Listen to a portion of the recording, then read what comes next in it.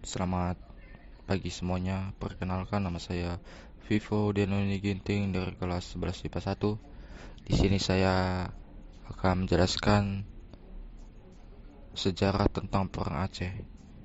Perang Aceh Belanda atau disingkat Perang Aceh adalah perang Kesultanan Aceh melawan Belanda dimulai pada 1873 hingga 1904. Kesultanan Aceh menyerah pada Januari 1904. Tapi perlawanan Raja Aceh dengan perang gerilya terus berlanjut. Pada tanggal 26 Maret 1873, Belanda menyatakan perang kepada Aceh dan mulai melepaskan tembakan meriam ke daratan Aceh dari kapal perang Citadel Van Antwerpen. Pada 5 April 1873, Belanda mendarat di pantai Ceurumen di bawah pimpinan Johan Herman Rudolf Kohler dan langsung bisa menguasai Masjid Raya Baitur Rahman. Kohler saat itu membawa 3.198 tentaranya, sebanyak 168 tentaranya para perwira. Number 1. Latar belakang. Akibat dari perjanjian Siak 1858, Sultan Ismail menyerahkan wilayah Delhi, Langkat Asahan, dan Serdang kepada Belanda. Padahal daerah-daerah itu sejak Sultan Iskandar Muda berada di bawah kekuasaan Aceh. Belanda melanggar perjanjian Siak, maka berakhirlah perjanjian London tahun 1824.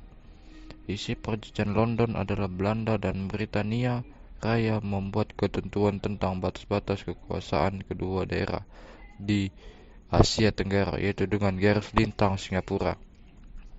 Keduanya mengakui kedaulatan Aceh. Aceh menuduh Belanda tidak menepati janjinya, sehingga kapal-kapal Belanda yang lewat perairan Aceh ditenggelamkan oleh pasukan Aceh. Perbuatan Aceh ini didukung oleh Britania dengan dibukanya terusan Suez oleh Ferdinand de Lesseps, menyebabkan perairan Aceh menjadi sangat penting untuk lalu lintas perdagangan.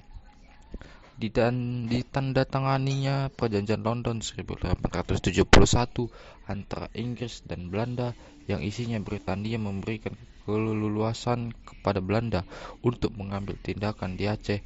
Belanda harus menjaga keamanan lalu lintas di Selat Malaka.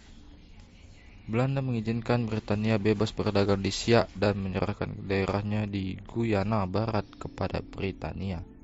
Akibat Perjanjian Sumatera 1871, Aceh mengadakan hubungan diplomatik dengan konsul Amerika Serikat, Kerajaan Italia, dan Kesultanan Utsmaniyah di Singapura. Aceh juga mengirimkan utusan ke Turki Utsmani pada tahun 1871. Akibat upaya diplomatik Aceh tersebut, Belanda menjadikannya sebagai alasan untuk menyerang Aceh. Wakil Presiden Dewan Hindia Frederick Nicholas Nieuwenhuizen dengan 2 kapal perang yang datang ke Aceh dan meminta keterangan dari Sultan Mahmud Shah tentang apa yang sudah dibicarakan di Singapura itu. Tetapi Sultan Mahmud menolak untuk memberikan keterangannya. Number 2. Periode Perang Aceh pertama, yaitu 1873 sampai 1874, dipimpin oleh Panglima Polim dan Sultan Mahmud Shah melawan Belanda yang dipimpin Kohler.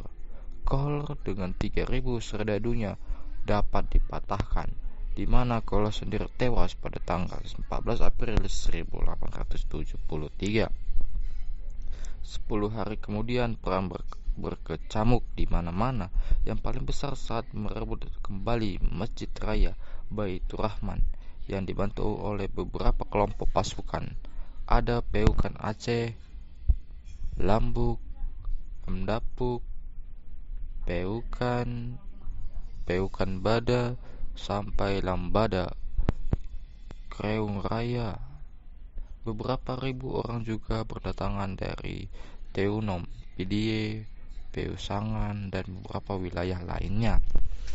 Perang Aceh Kedua 1874 sampai 1880, pasukan Belanda dipimpin oleh Jenderal Jan van Swieten. Belanda berhasil menduduki Keraton Sultan 26 Januari 1874 dan dijadikan sebagai pusat pertahanan Belanda. Pada 31 Januari 1874, Jenderal van Swieten mengumumkan bahwa seluruh Aceh jadi bagian dari kerajaan Belanda. Ketika Sultan Mahmud Shah wafat 26 Januari 1874, digantikan oleh Tuanku Muhammad Dawud yang dinobatkan sebagai Sultan di Masjid Indrapuri. Perang pertama dan kedua ini adalah perang total dan frontal, di mana pemerintah masih berjalan mapan, meskipun ibu kota negara berpindah-pindah ke Keumala Dalam, Indrapuri, dan tempat-tempat lainnya. Perang ketiga 1881 sampai 1896. Perang dilanjutkan secara gerilya dan dikobarkan perang fisabilillah, di mana sistem perang gerilya ini dilangsungkan sampai tahun 1903. Dalam perang gerilya ini, pasukan Aceh di bawah Teuku Umar bersama Panglima Polim dan Sultan.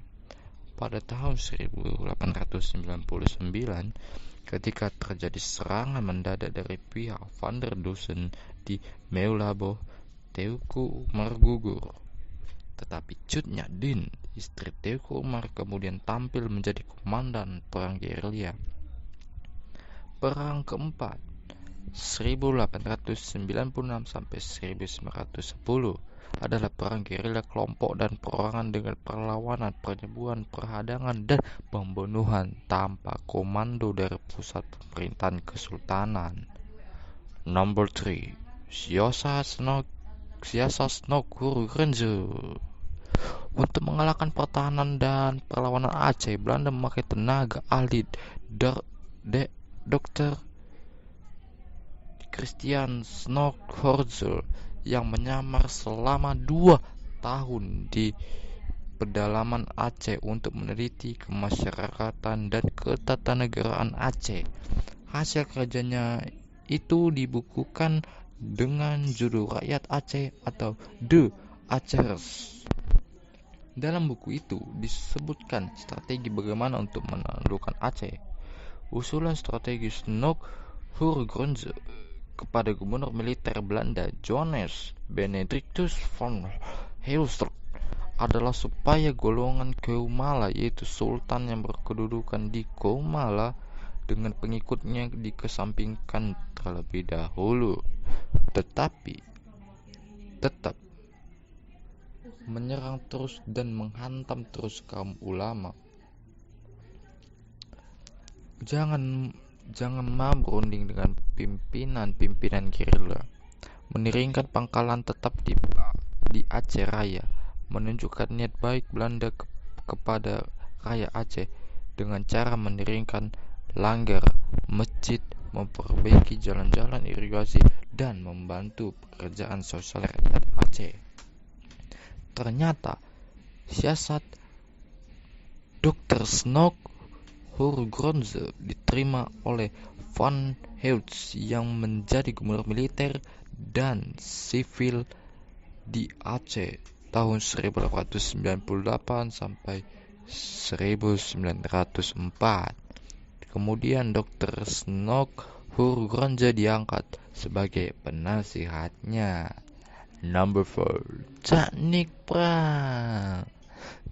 perang gerilya Aceh ditiru oleh Van Heusdorp, di mana dibentuk pasukan Mareschaussee yang dipimpin oleh Hans Christoffel dengan pasukan Kolonel Macan yang telah mampu dan menguasai pegunungan-pegunungan, hutan-hutan rimba raya Aceh untuk mencari dan mengejar gerilyawan Aceh. Teknik berikutnya yang dilakukan Belanda adalah dengan cara penculikan anggota keluarga gerilya Aceh. Misalnya, Christoffel menculik pemain Suri Sultan dan Teungku Putra 1902. Van der Meyden menawan putra Sultan Tuanku Ibrahim. Akibatnya Sultan menyerah pada tanggal 5 Januari 1902 ke Sigli dan berdamai. Van der Maten dengan diam-diam menyergap Tangsel kembali. Panglima Polim dapat meloloskan diri, tetapi sebagai gantinya ditangkap putra Panglima Polim, Cutpo Radeu, saudara perempuannya, dan beberapa keluarganya terdekat. Akibatnya Panglima Polim meletakkan senjata dan menyerah ke Lok Seumawe pada Desember 1903. Setelah Panglima Polim menyerah, banyak penghulu rakyat yang menyerah mengikuti jejak Panglima Polim. Teknik selanjutnya pembersihan dengan cara membunuh rakyat Aceh yang dilakukan di bawah pimpinan Godfried Conrad Ernst van Dalen yang menggantikan Van Heut, seperti pembunuhan di Kutere 14 Juni 1904, di mana 2.922 orang dibunuhnya, yang terdiri dari 1.773 laki-laki dan 1.149 perempuan. Taktik terakhir menangkap Cut Nyak-din, istri Teuku Umar, yang masih melakukan perlawanan secara gerilya, di mana akhirnya Cut Nyak-din dapat ditangkap dan diasingkan ke Sumedang. Number 5. Surat Perjanjian Tanda Menyerah. Selama Perang Aceh, Van Heut telah menciptakan surat pendek atau Korte Verklaring, traktat pendek tentang penyerahan yang harus ditandatangani oleh para pemimpin Aceh yang telah tertangkap dan menyerah, di mana isi dari surat pendek penyerahan diri itu berisikan raja mengakui daerahnya sebagai bagian dari daerah Hindia Belanda. Raja berjanji tidak akan mengadakan hubungan dengan kekuasaan di luar negeri. Berjanji akan mematuhi seluruh perintah-perintah yang ditetapkan Belanda. Perjanjian pendek ini menggantikan perjanjian-perjanjian terdahulu yang rumit dan panjang dengan para pemimpin setempat. Walau demikian, wilayah Aceh tetap tidak bisa dikuasai Belanda seluruhnya, dikarenakan pada saat itu tetap saja terjadi perlawanan terhadap Belanda, meskipun dilakukan oleh sekelompok orang.